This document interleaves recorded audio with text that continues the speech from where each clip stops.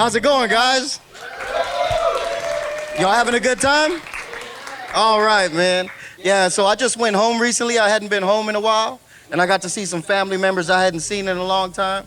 And that includes my cousin Abram.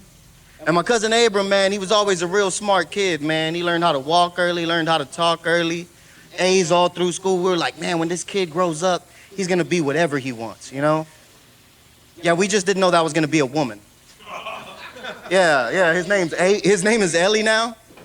And you know, it doesn't bother me. It doesn't make a difference to me. You know, we're just hanging out. He's showing me pictures of him and his girlfriend going to prom together, and they're both in dresses, right?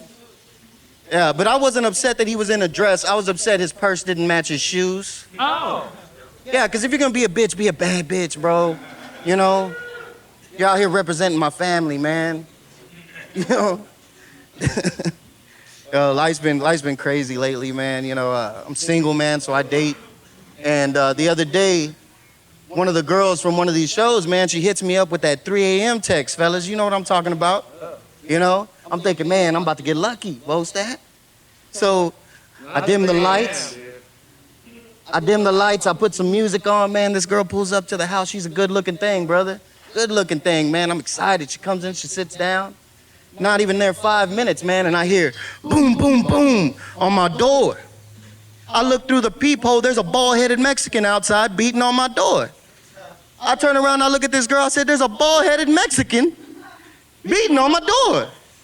She looks at me with the calmest expression and just goes, oh yeah, that's my baby daddy. He's been following me all night. I said, shit, man. You know, because like the whole time this man was beating on my door, the only thing I could think about, only thing that was going through my head, guys, was, man, this girl's pussy must be great, bro, because it has literally driven this man crazy, you know? So I'm out on bond right now, man. I couldn't deal with it. I couldn't go out and fight him. I had to call the cops. Cops, get him out of here, man. Cops, get him out of here. I tell that girl, man, you gotta go, man. You gotta get out of here, man. And I ain't gonna lie to you, man. I kicked her out because I was scared. I wasn't scared of her dude coming back. I was scared that in 3 weeks I was gonna be beating on some poor guy's door, just, Amanda! Come talk to me, Amanda.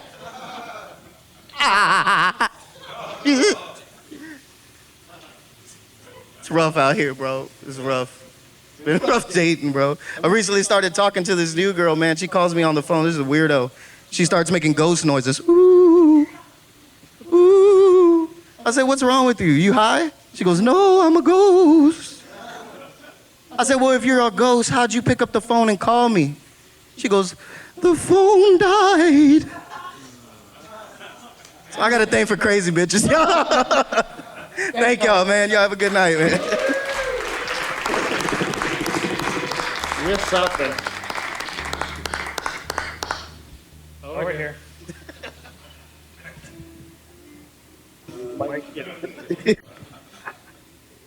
What do you do in the daytime?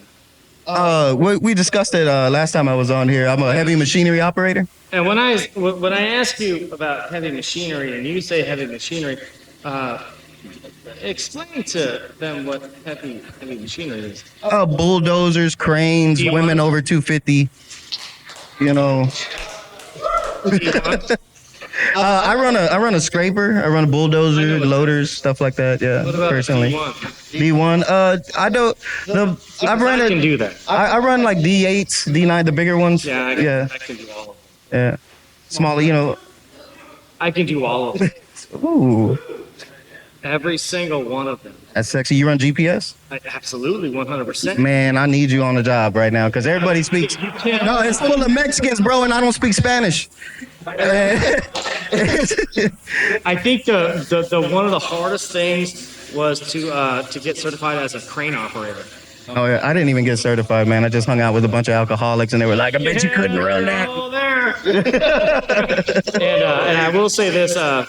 Yeah, at some point, you know, you're either a scraper, you're doing front end loader, back end loader, you're doing all these machinery types, and then all of a sudden someone says, "Hey, can you go lift that shit up over there?" And you go, yeah, and then they tell you, yeah, it's $200 an hour. Shit. but it takes you 6 months to get there. Yeah. So comedy, you Yeah.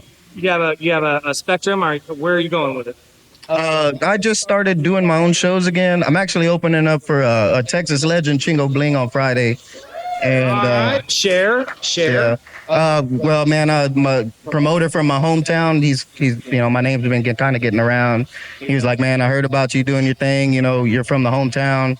We're putting on a show. We got some big names coming in, Chingo Bling, Raymond Horta, a couple other guys. He was like, we want you to come back down and open up for him. So I'm blessed, man. I got some opportunities, just, Happy to help you celebrate that. hell yeah.